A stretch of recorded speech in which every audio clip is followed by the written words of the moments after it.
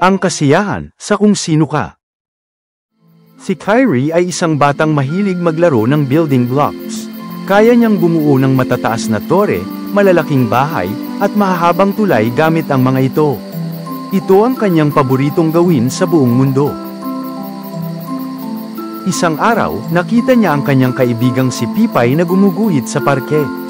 Ang ganda ng kanyang iginuhit na mga bulaklak. Sana marunong din akong gumuhit tulad ni Pipay, bulong ni Kyrie sa sarili. Sinubukan ni Kyrie na gumuhit ng bulaklak nang umuwi siya. Ngunit ang kanyang gawa ay naging isang gusot na bilog na may mga baluktot na linya. Nalungkot siya, hindi ito kasing ganda ng gawa ni Pipay. Pagkatapos, narinig niya ang kanyang kaibigang si Inong na tumutugtog ng gitara sa bintana nito. Ang ganda ng tunog, sana kasing galing ako ni Inong sa musika, naisip ni Kyrie. Sa labas, nakita niya ang kanyang kaibigang si Gian na sumasayaw sa damuhan. Ang gaan ng kanyang mga paa, para siyang lumilipad. Sana marunong din akong sumayaw, sabi ni Kyrie na may halong paghanga. Umuwi si Kyrie na matamlay. Tiningnan niya ang kanyang lukot na guhit, at pagkatapos ay ang kanyang kahon ng building blocks. Pakiramdam niya ay wala siyang anumang espesyal na galing.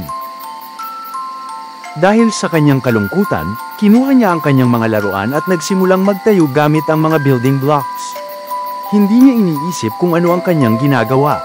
Basta lang siya bumuo, pinagsama-sama ang mga piraso ayon sa kanyang nararamdaman. Hindi niya namalayan, nakabuo siya ng isang kamanghamanghang kastilyo. Mayroon itong matataas na tore, mga tulay, at maliliit na bintana.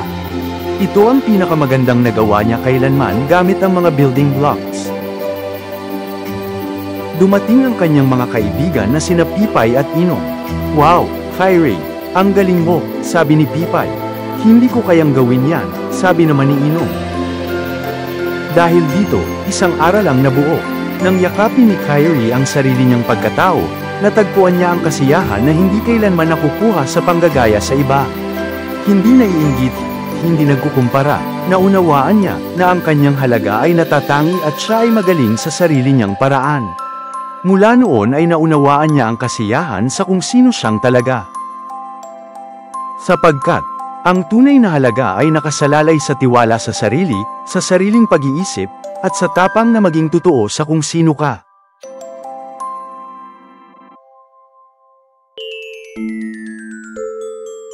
Mag-subscribe na at pindutin ang bell para makatanggap ka ng notifications ng mga maikling kwento, ngunit puno ng aral sa buhay.